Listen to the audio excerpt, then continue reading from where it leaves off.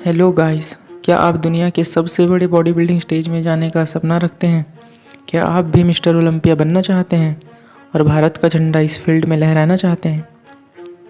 तो आज की इस वीडियो में हम इसी से related important criterias and steps को डिस्कस करेंगे। Before getting too excited, be patient and enjoy the video. यहाँ मैं 4 मेन पॉइंट्स को डिस्कस करूँगा। फर्स्ट, स्टेज एक्सपीरियंस और gym experience. Second, pro card और amateur shows. Third, pro shows और mister Olympia qualifier shows. Fourth, mister Olympia.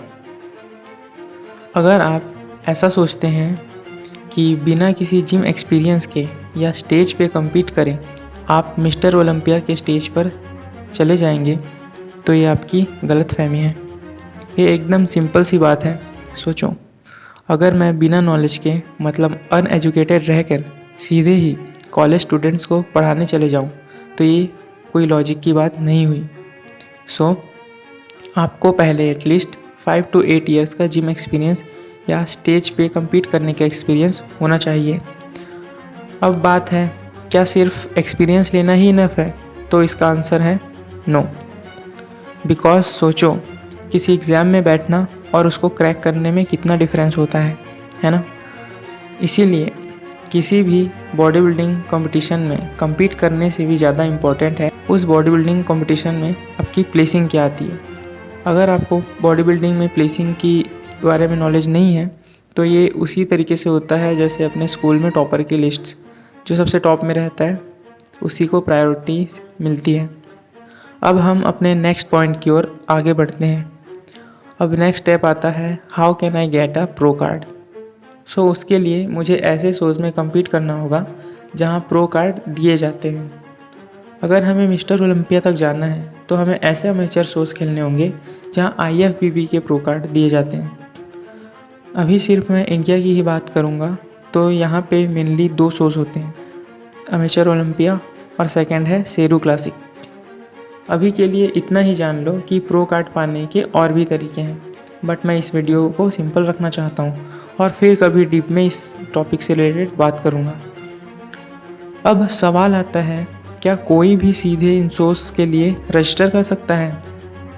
जी हाँ, ठीक है। जैसे कि मैंने आपको बताया, after getting a pro card हमारा नेक्स्ट स्टेप है एक प्रो शो खेलना for the Olympia qualification. Now जैसा कि इंडिया अब इसी साल से 2022 से पहली बार मुंबई में एक प्रो शो ऑर्गेनाइज़ करा रहा है, जिसमें बहुत से हमारे इंडिया के एथलीट्स और इंटरनेशनल प्रो एथलीट्स compete करने वाले हैं। For example Bhuvan Chauhan, Manoj Patil, Raja Ajit, Bilal Ali etcetera. Now आपके पास ज़्यादा पैसा हो तो आप इंटरनेशनल प्रो शोज़ भी खेल सकते हैं और वहाँ से क्वालिफिकेशन ले सकते हैं। मैं फिर कभी डीप में इन सभी शोज़ को कवर करूँगा। अब बात करते हैं कि क्या क्वालिफिकेशन का सिर्फ यही एक रास्ता है? नहीं, क्वालिफिकेशन के और भी रास्ते हैं। पहला है, जैसे कि मैंने आपको बताया, प्रो शोज़ को खेल के ओवरऑल उसको जीतना।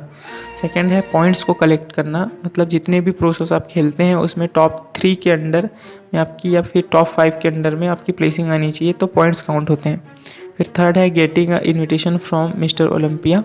ठीक है, तो ये जो इन्विटेशन है आपको जिम यूनियन के द्वारा दिया जाएगा, जो कि उसके प्रेसिडेंट हैं। ना अब बात करते हैं, इतने सारे स्टेप्स के बाद ठीक है, अब वो घड़ी आ ही जाएगी जिसका आपको बेसब्री से इंतज़ार था।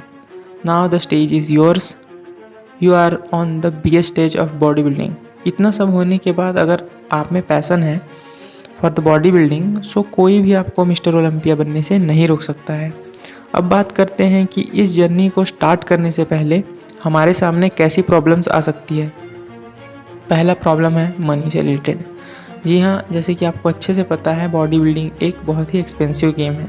इवन इंडिया के जो लोकल शोज़ होते हैं, मतलब अपने स्टेट वाले या फिर अपने एरिया से रिलेटेड, उन शोज़ को में compete करने के ही आपको 40 से 50 हज़ार रुपये का कॉस्ट आ जाता है, विद सब चीज़, स्टेरॉइड्स और सप्लीमेंट्स और न्यूट्रिशन सबको ले करके। ठीक है, या फिर मैंने कम ही बोल दिया, कई स्टेट्स में से ज़्यादा भी लग सकता है, वो आपके ऊपर डिपेंड करता है।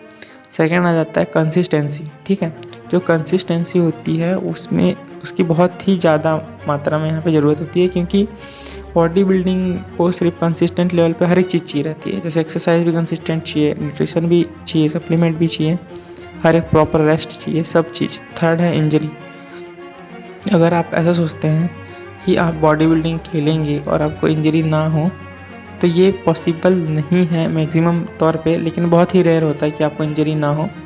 ठीक है, उसके लिए आपको बहुत ही स्मार्ट तरीके से एक्सरसाइज करनी होगी। नहीं तो अगर आप हैवी वेट बिना नॉलेज या बिना सही ज्ञान के लगाएंगे तो इंजरी बहुत ही इजीली आपको हो सकती है, जिससे आपका करियर सामने जाके बेकार होगा। ठीक है, फोर्थ आ जाता है anabolics and it's side effects. जैसे कि आपको पता है, अगर आपको ज़्यादा मसल मास चाहिए, ज़्यादा ओवरऑल थिकनेस सब चाहिए, तो उसके लिए आपको स्टेरॉइड्स आने वाले टाइम में लेने पड़ सकते हैं। जी हाँ, क्योंकि ये ऐसा शो है जहाँ पे ये वॉलिड है। सो ये तो ऑब्वियस सी बात है कि बाकी सब भी लगा करके आएंगे, लेकिन आप तब तक से इसका यूज़ ना करिए जब तक से आप अपने नेचुरल पोटेंशियल को पा ना लें। ठीक है, अब फिफ्थ आ जाता है जेनेटिक्स। जी हाँ, जेनेटिक्स एक बहुत ही मेन रोल अदा करता है, लगभग 60 से 70%।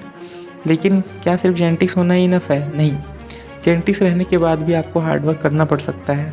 ठीक है गाइस, वैसे समस्या कहाँ नहीं है, सारे बॉडी बिल्डर्स हैं जो इन सारे अपवादों के बाद भी आज मिस्टर ओलंपिया बन चुके हैं। For example Arnold Schwarzenegger, Shawn Clarida, Indian Arnold Anand, Jay Cutler and many more.